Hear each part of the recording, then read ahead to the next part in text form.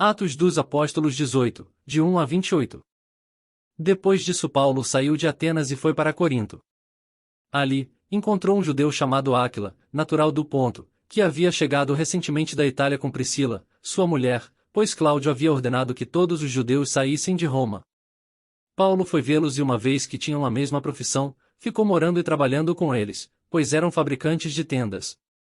Todos os sábados ele debatia na sinagoga e convencia judeus e gregos. Depois que Silas e Timóteo chegaram da Macedônia, Paulo se dedicou exclusivamente à pregação, testemunhando aos judeus que Jesus era o Cristo. Opondo-se eles e lançando maldições, Paulo sacudiu a roupa e lhes disse: Caia sobre a cabeça de vocês o seu próprio sangue. Estou livre da minha responsabilidade. De agora em diante irei para os gentios. Então Paulo saiu da sinagoga e foi para a casa de Tício Justo, que era temente a Deus e que morava ao lado da sinagoga. Crispo, chefe da sinagoga, creu no Senhor, ele e toda a sua casa, e dos coríntios que o ouviam, muitos criam e eram batizados. Certa noite o Senhor falou a Paulo em visão.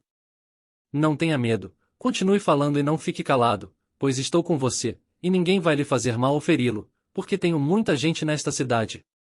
Assim Paulo ficou ali durante 1 ano e meio, ensinando-lhes a palavra de Deus. Sendo Galho procônsul da Acaia, os judeus fizeram em conjunto um levante contra Paulo e o levaram ao tribunal, fazendo a seguinte acusação: Este homem está persuadindo o povo a adorar a Deus de maneira contrária à lei. Quando Paulo ia começar a falar, Galho disse aos judeus: Se vocês, judeus, estivessem apresentando queixa de algum delito ou crime grave, seria razoável que eu os ouvisse. Mas visto que se trata de uma questão de palavras e nomes de sua própria lei, resolvam o problema vocês mesmos.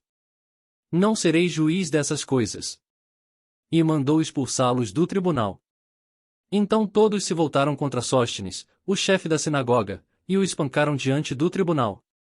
Mas Galho não demonstrou nenhuma preocupação com isso. Paulo permaneceu em Corinto por algum tempo.